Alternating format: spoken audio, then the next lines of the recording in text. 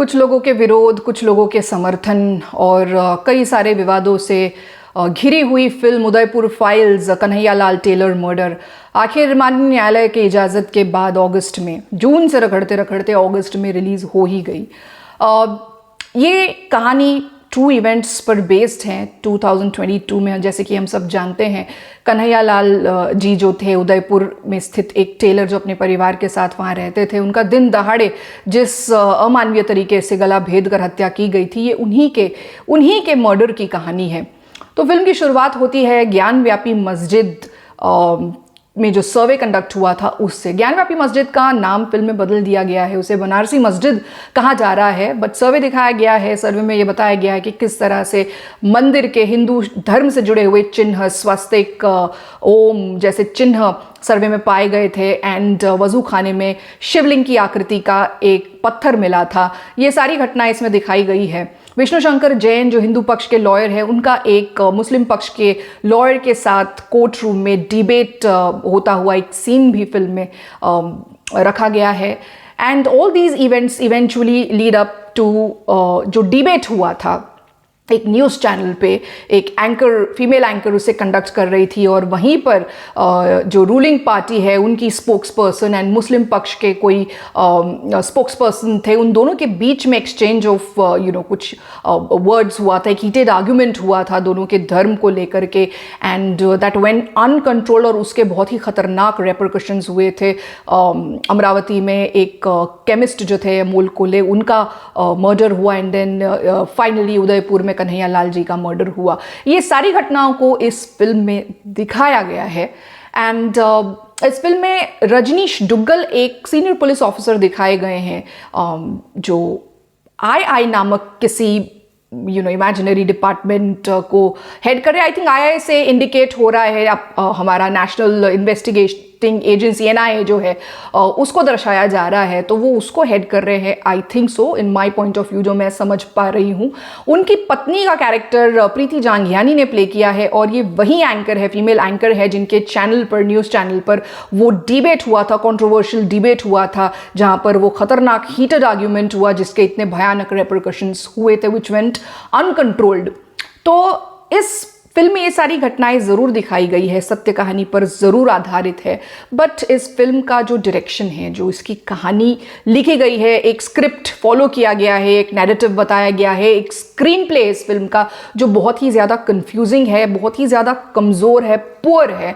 And इस film की जो मार्मिक इमोशनल कंटेंट है इस फिल्म का, जो एक बहुत ही इम्पोर्टेंट, वो उसको दबा रहा है पूरी तरह से। क्योंकि ये जो घटना है, ये 3 साल पहले की घटना है, लोगों के जहन में ये काफ़ी ताज़ा है, इसको भुला देना इतना आसान है नहीं।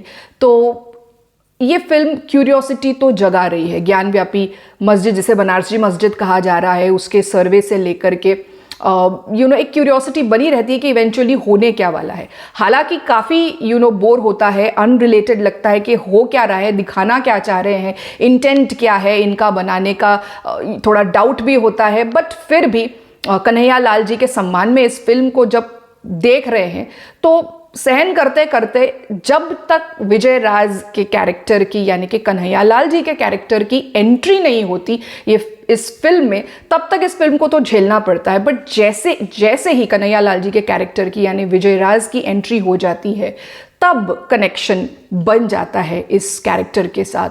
उनका हर एक फेशियल एक्सप्रेशन, आंखों में उतरता हुआ भाव, चाहे वो खुशी का हो, चाहे वो दर्द का हो, दुख का हो, कन्फ्यूजन का हो, धोखे का हो, हर एक भाव को इस सुपरस्टार ने इतने बखूबी अच्छे से निभाया है कि इनका एक एक फेशियल एक्सप्रेशन, एक एक जो बॉडी लैंग्वेज है, जो इनकी एक्टिंग है, उसका एक एक हिस्सा ऑडियंस के साथ कनेक्ट हो जाता है। मेरे साथ तो कनेक्ट हुआ। I could feel the connection between the character played by Vijay Raj. उन्होंने बहुत अच्छा काम किया है फिल्म में। कहानी अमित जानी और भरत श्रीनेत की है। स्क्रीन प्ले जयंत सिन्हा का है। Music is by Jitendra Hansraj, Revnarthi Singh. जैसा कि मैंने बताया, कहानी, स्क्रीन प्ले बहुत ज़्यादा पुअर है, बट इसके बावजूद जो विजय राज की परफॉर्मेंस है वो काबिल तारीफ है। फिल्म में कमलेश सावंत और मुश्ताक खान भी है। मुश्ताक खान का कैरेक्टर तो बिल्कुल समझ में नहीं आया है,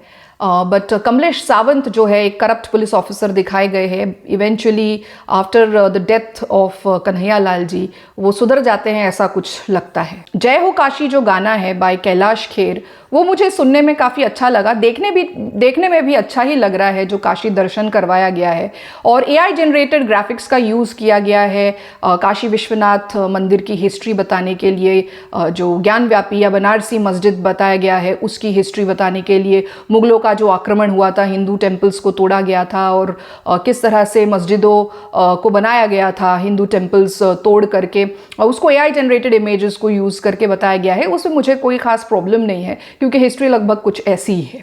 पलक मुच्छल की आवाज़ में मेरे पास हो तुम, ये गाना मुझे बहुत ज़्यादा खूबसूरत लगा, बहुत ज़्यादा मेलोडियस लगा। ये फिल्माया गया है कन्हैया लाल जी का जो कैरेक्टर प्ले किया है विजय राज, और उनकी पत्नी का कैरेक्टर प्ले किया है जिन एक्ट्रेस ने उनके ऊपर, और बहुत खूबसूरत लगा मुझे ये गाना। बट कहीं ना कहीं ये प्रेडिक्ट हो रहा था कि इस गाने के बाद उनका जो डेथ सीन है वो आने वाला है, बट नेवरदलेस ये गाना काफ़ी रुलाता है एंड बहुत भावुक कर देता है। नंदिनी श्रीकर की आवाज़ में तेरी याद जो गाना है आफ्टर कन्हैया लाल जी की जब हत्या हो जाती है उसके बाद उनको डेडिकेट किया हुआ ये जो गाना है, ये भी मुझे काफ़ी अच्छा लगा। इन दो गानों के अलावा और एक जय हो काशी जो कैलाश खेर जी ने गाया है, बेसिकली ये जो 3 गाने हैं इनके अलावा मुझे म्यूज़िक फिल्म का कुछ अपील नहीं किया है। इनफैक्ट जो भी उसके अलावा जो गाने हैं वो बहुत ही ज़्यादा मिसप्लेस्ड है और अननेसेसरीली डाले गए हैं फिल्म में,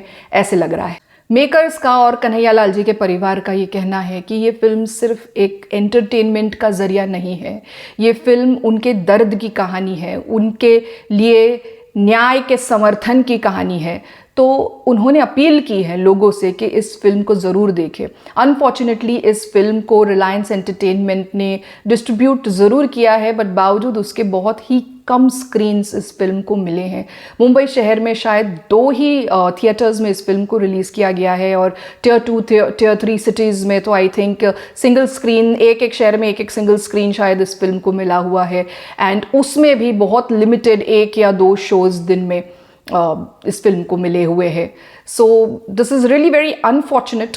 जिन लोगों ने भर भर के सोशल मीडिया पर समर्थन दिखाया था जब लोगों ने विरोध किया था इस फिल्म का, आई थिंक उन लोगों को इस फिल्म को ज़रूर देखने जाना चाहिए, क्योंकि कन्हैया जी की फैमिली ने इस फिल्म को देखने की गुजारिश की है सारे लोगों से। 3 साल हो गए कन्हैया लाल जी के मर्डर को, केस अभी भी चल रहा है, न्याय अभी भी डिलीवर नहीं हुआ है, उनके हत्यारे बेल पर आउट है। दो उन्होंने खुद इसको एक्सेप्ट किया कि उन्होंने ही कन्हैया लाल जी का मर्डर किया है, उन्होंने अपना वीडियो पोस्ट किया था।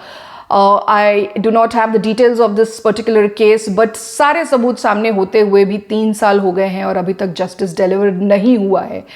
तो एक मासूम इंसान की मृत्यु हुई। तो this is not about entertainment, this is about extending support, showing, expressing solidarity towards the family of शहीद श्री कन्हैया लाल जी। सो मेरे ख्याल में शहीद श्री कन्हैया लाल जी के सम्मान में और विजय राज की परफॉर्मेंस के लिए इस फिल्म को हम सबको देखना चाहिए। कन्हैया लाल जी के फैमिली ने जो अपील की है हम सब से कि हम इस फिल्म को देखें ताकि हमें पता चले एग्जैक्टली उनके फादर के साथ क्या हुआ था। उनके जो बेटे हैं यश साहू, वो अपनी फादर की फोटोग्राफ लेकर के फिल्म देखने गए। उस वक्त भी थिएटर ऑलमोस्ट खाली था। It was really heart wrenching to see that. तो कम से कम वो लोग जिन्होंने सोशल मीडिया पर सपोर्ट दिखाया था वो सच में थिएटर्स में जा कर के अपनी सॉलिडारिटी एक्सप्रेस करे। मैंने तो इस फिल्म को देख लिया है। तो विजय राज जी की परफॉर्मेंस के लिए and once again Kanhaiya Lal जी की शहादत के लिए इस फिल्म को देखना बनता है। Despite it's poor screen play and direction, इसके बावजूद भी I am saying this. So guys, this is my take on the film Udaipur Files. Do go and watch it and express your solidarity. So that's it. अगर आपको ये review पसंद आया, if you're able to relate to this video, then do like, share and subscribe to my channel. Till then, see you in the next video.